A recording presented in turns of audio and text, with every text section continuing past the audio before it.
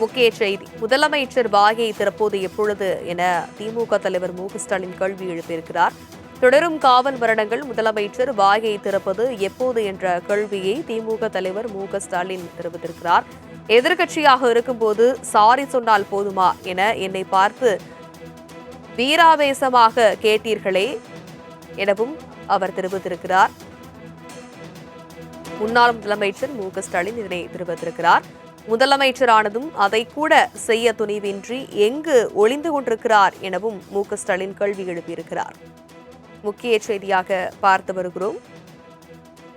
Accountability apology முதலமைச்சருக்கு பிடிக்காத வார்த்தைகளின் பட்டியலில் இருக்கிறதா எனவும் மு.க.ஸ்டாலின் தெரிவித்திருக்கிறார்.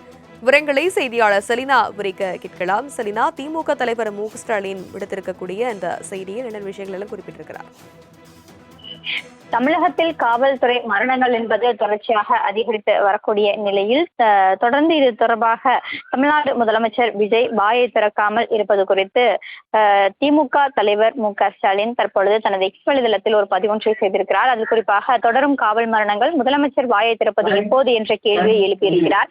எதிர்கட்சியாக இருக்கும் பொழுது சாரி சொன்னால் போதுமா என என்னை பார்த்து வீராவேசமாக கேட்டார் எனவும் முதலமைச்சரானதும் அதை கூட செய்ய தவறு இன்றி எங்கு ஒளிந்து கொண்டு இருக்கிறார் என்ற கேள்வியை எழுப்பியிருக்கிறார். அக்கௌண்டபிலிட்டி அப்பாலஜி முதலமைச்சருக்கு பிடிக்காத வார்த்தைகளின் பட்டியலில் இருக்கிறதா எனவும் கேள்வி எழுப்பியிருக்கிறார். உயிரிழந்தவர்களின் குடும்பத்தினருக்கு ஆறுதல் சொல்லக்கூட மனம் இறங்காத படுபாக தாவேகா அரசுக்கு வன்மையான கண்டனங்களை தெரிவித்துக் கொள்வதாக தற்பொழுது திமுக தலைவர் மு.க.ஸ்டாலின் தனது கண்டனத்தை தெரிவித்துக் கொள்வதாக எக்ஸ் வலைதளத்தில் பதிவு செய்திருக்கிறார். தமிழகத்தில் காவல்துறை மரணங்கள், கொள்ளை உள்ளிட்டவை தொடர்ச்சியாக அதிகரித்து தொடர்பாக திமுக தொடர்ந்து எதிர்ப்பை தெரிவித்து வரக்கூடிய நிலையில் முதலமைச்சருக்கு திமுக தலைவர் மு.க.ஸ்டாலின் கண்டனங்களை தெரிவித்துக் கொள்வதாக தெரிவித்திருக்கிறார். உயிரிழந்தவர்களின் குடும்பத்திற்கு ஆறுதல் சொல்லக்கூட மனமிறங்காத படுபாதக தாவேகா அரசுக்கு வன்மையான கண்டனங்களும் அக்கௌண்டபிலிட்டி அப்பாலஜிக்கு முதலமைச்சர் பிடிக்காத வார்த்தைகளின் பட்டியலில் இருக்கிறதா என்ற கேள்வியும் எழுப்பியிருக்கிறார்.